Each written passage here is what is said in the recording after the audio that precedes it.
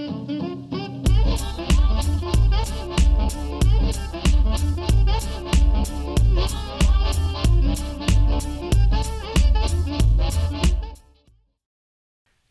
Mom, so welcome to another episode of the Life Unboxed blog show, where we talk about all things momtrepreneur, from raising your kids to running a business, and the most important one, keeping your sanity. I am Jody the Mom from lifeunboxed.blog, and be sure to visit the website and download your free Mom Boss 2.0 workbook. So the workbook teaches you how to start a business without a niche, and oh yes, it can be done. If you like to be a rebel mom and break all the rules, then this is for you. So be sure to hop on over to lifeunboxed.blog and download it today. I would also like to say thank you to all of my supporters who've bought me coffee at ko-fi.com lifeunboxed blog. So that's Ko-fi, KOFI.com /lifeunboxed.blog, and you can support the show. You don't have to create an account, you just hit donate and the site will process it. So it's really easy to do, and I kind of like the fact that you don't have to create another account. Again, I just want to thank all of my supporters. I really appreciate the few dollars you give to keep me in coffee. See, it's right here. All right, so let's get into the show. If you followed the Momtrepreneur Life Coffee Chat, then you know I am in the creative throes of writing a book. And not just any book. It is a book that takes all the ideas of the right way to do things and turns them upside down. Yeah, that's just the kind of mom I am. Things like chasing your dreams and how success is defined, all of those get turned upside down. It is a book that gives moms permission to be a rebel mom and not fit into someone else's idea of how to work in school. So this is a bit of a different post. I wanted to share a short excerpt from the book to give you a taste of what's to come. This is a very small excerpt on how success is defined. So I hope you enjoy, and I'm just going to kind of share it with you. So again, we're going to talk, this is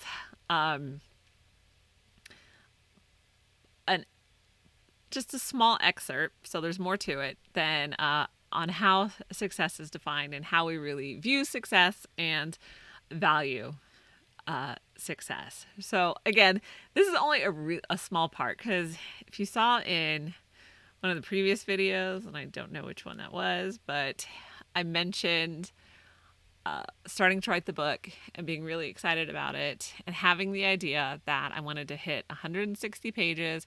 So that means I need 40,000 words. And I was going through and I'm like, I am cruising on this. I got these chapters written and I'm thinking like, well, okay, I know I have an outline right now for 10 chapters. So I better, just calculate all of the words that I've written so far to see how close I am to that 40,000 word goal. Because if I have 10 chapters, then each chapter needs to be about 4,000 words, roughly speaking. And I was like 1,500 to 2,000 words for every chapter I'd written. So like, I don't think I'm not going to be, I guess definitive on like, no, it has to be 40,000 words exactly, but it needs to be close to that. So I need to make sure that my word count reflects that as well. So I had to go back and rewrite the chapters, but it was good because it really allowed me to kind of dive deeper into the ideas. So when you write a blog post, it's just very almost like surface because you need to get the ideas out quicker. And so this allows you to like really dig into these ideas. Now, I've listened to some self-publishers, and one of my favorite podcasters is the Creative Pen podcast. And so she's talked about how she really uses writing to understand what she thinks about a topic. So she doesn't necessarily write what she knows, but she writes to know. And so that's kind of what I'm doing now. I have these ideas, but they need to be explored deeper. And so that's the opportunity I'm getting. So, anyway, let's get into it. So, success stories. If you look at the life of Steve Jobs, it is marked by failures. It really is. Yes, he eventually became wildly successful, but it took years. One of my favorite success stories to read is about Pixar. There are two books that I really enjoyed reading: Creativity Inc., Overcoming the Unseen Forces That Stand in the Way of True Inspiration by Ed Catmull. I think that's how you say his last name. And To Pixar and Beyond by Lawrence Levy. If you are familiar with the story of Pixar, then you know it took them well over 10 years to finally have a success with Toy Story. Steve Jobs poured his own money into Pixar month after month. And we're not talking like a few $1,000s, okay? We're talking like millions of dollars. So month after month, he poured his own money into Pixar, and year after year, against the advice of all of the experts. So Amazon is probably the biggest retailer in the world. One of the main reasons we love to hate it. They have everything. Need an obscure something for school? See if Amazon has it. Looking for a one-stop shop for all of your Christmas shopping? Then lay on the couch, turn the fireplace on, pull out your phone, and get all your shopping done at once. And you can even do it from the comfort of your fuzzy pajamas. But for the first 20 years of its existence, Amazon lost money. So many people thought Bezos was crazy for the narrow profit margins he created for the products.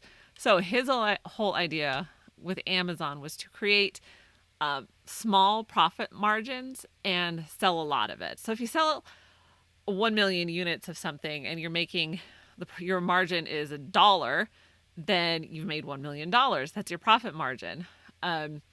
So his whole thing was about the quantity of the products that he was selling. So remember this, when we think about all of these success stories, this is how success starts, with failure. All right, so let's talk reality. So the reality is there's only one Steve Jobs and only one Jeff Bezos. These people and their success is already taken. So let's deviate from these paragons of business success. Let's take an ethereal idea and make it tangible for you.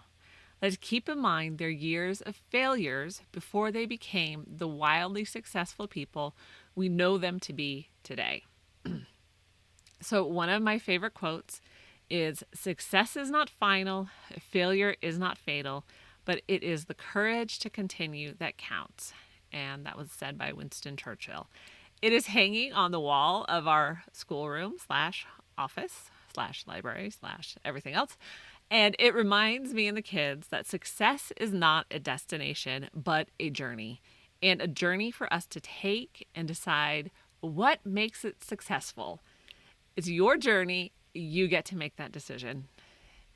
And of course, this journey always takes longer than we want it to. It is a good reminder that we can define success on our own terms, but how exactly is it done? All right, take a deep breath with me, because I'm going to say it. There is no such thing as an overnight success. Yes, that can pierce your heart or make you sigh with envy or frustration. Any cocktail of emotions works when you read that statement. I will be honest. Okay, I'm going to be honest. I don't think I have ever felt like that green monster of envy as I have when I look at other people's YouTube channels and see how many subscribers they have. Or, the success that I'm happy that they have this success. That does come. But at the moment, I am just Envy and frustration. Those are good words when you're starting a business. But you cannot compare your beginning with somebody else's middle. Let's have some coffee on that note. All right. So I am a fan of the underdog. I have never cheered for the New England Patriots to win the Super Bowl. Never. I have always rooted for the team playing against them. Well, to be honest, I may not watch the Super Bowl because I don't really care for football, but I will go for the team that is favored to lose. And this is what happens when you live in a house full of boys. They force you to take a side. So the stories of people overcoming huge obstacles to succeed in life always move me. Gifted Hands, the story of Dr. Ben Carson, is one of my favorites. Stephen King's On Writing, a memoir of the craft, tells his own story of, this is so disgusting, of writing between, as he worked in the laundromat, and he's like, between the maggots and the rotten seafood, I don't know which one was gross. So that's a nasty job. And that's where he worked. And on his lunch breaks and at night, he would write. So when you read these stories or watch the movies of their lives, you start to think that success is fast, or at least as long as it takes to finish the book or movie. Even though they are very upfront about the struggles, movie makers leave out parts of a person's life, and writers may not share their deepest struggles. Or their deepest struggle isn't yours. So we are left with the impression that success is always made in a straight line, without any bumps along the way, or it should happen within a certain time frame. We never see the years of training that a football team puts in to be good enough to make it to the Super Bowl. And we can never fully appreciate the years of dedication and sacrifice that someone has put in to be where they are today. So how is success defined for the momtrepreneur? As a momtrepreneur, you know the daily struggles you're facing if your idea is good. Riding the emotional roller coaster of starting a business, the ups and the downs. Sometimes it feels like we are the only ones struggling. Everyone else didn't go through what we're going through. I recently listened to the Smart Passive Income podcast, and the interviewee gave this timeline. It takes 2 to 3 years to see any movement with a new business and 5 years to see any significant money come in. In mom terms, you're pregnant with your body morphing and taking on a mind of its own. Then you need to give birth. You struggle through the sleepless nights, take the baby from nursing to eating solids, make it through the terrible twos, hopefully, with some days feeling like only one of you will survive it, and you aren't confident that it will be you. Then potty training, yuck. Running to the bathroom, cleaning up the accidents, and throwing away the underwear. Pulling your hair out because your child refuses to poop in the potty. Then one day it happens. You wake up and you're no longer dealing with tantrums. He can take himself to the bathroom. You realize your baby is no longer a tiny thing that needs you for everything. He has become an independent child. And don't we all love reaching that milestone? When you have a baby, he steals your heart and soul. He requires everything from you. When you start a business, it is the same commitment. It requires you to go all in. For those first few years, it can't survive without you. Your business requires the nurturing of a mother. Are you convinced? Let me say it again. This should be your mantra. Write it on the bathroom mirror so you can remind yourself every morning. There is no such thing as an overnight success. Anyone that seems like an overnight success worked for years to get where you see them now. Your kids don't grow up overnight, and neither will your business. So feel free to sigh with relief and raise your your business. Mom, I hope that you have enjoyed this short excerpt from the book. And as I said, we go even deeper into this topic of how success is defined and where you have permission to break all the rules and define success on your own terms. Even all the mom guru rules, we're gonna just, break those too.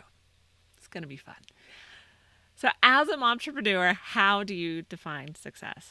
Let me know in the comments below. I would love to hear from you. I am so glad you joined me today. If you want to help spread the word, and I really hope you do, be sure to like this video and subscribe to the channel. You can listen to the podcast on Apple Podcasts, Spotify, and wherever you listen to podcasts. Remember to check out the Life Unboxed store for all of your Mom Boss merch, and you can support the show with coffee. Visit ko-fi.com/Life Unboxed blog to buy this Tired Mama a cup of joe. For more great momtrepreneur content, follow Life Unboxed on social media or check out lifeunboxed.blog, and be sure to share the podcast and video with your friends. And I will see you in the next show.